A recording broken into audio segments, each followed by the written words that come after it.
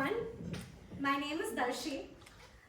I'm from Mumbai and my family is from a small community from a state of Gujarat in India. Now let me start by asking you a question. What did you want to be when you were 10 years old? Anyone? Anyone from the audience, what did you want to be when you were 10 years old? Journalist. Great. An engineer. Amazing. Bollywood star. Amazing. Roman emperor. Okay. Quite some interesting answers. Well, I wanted to get married and be a good wife. Now don't get me wrong, if you have all the options and that's who you choose to be, then by all means, why not?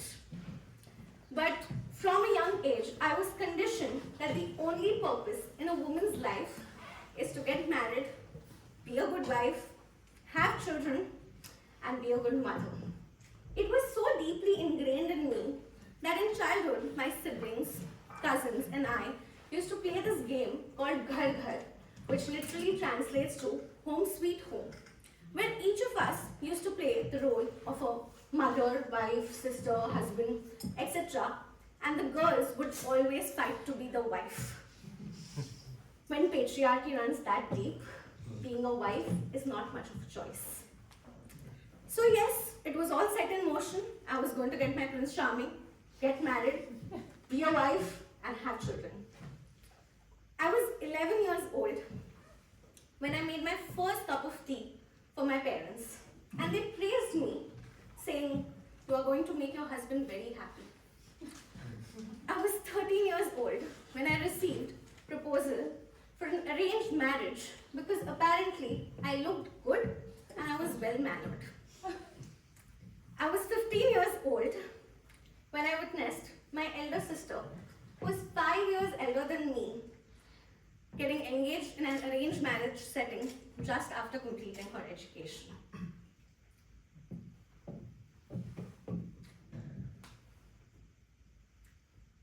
It was, sorry, it's just, well,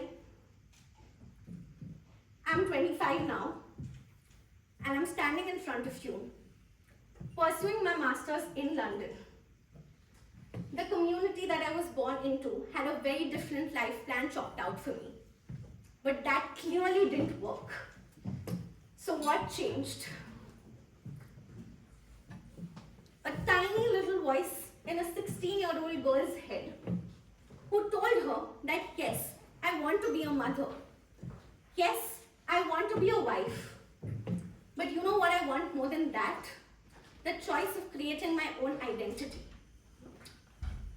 This little voice in my head pushed me to take the first step that resulted in such a big impact that I never imagined, not only for me, but for my mother, my sister, and all the girls in my community who wanted the choice to pursue their dreams, ambitions, and passion.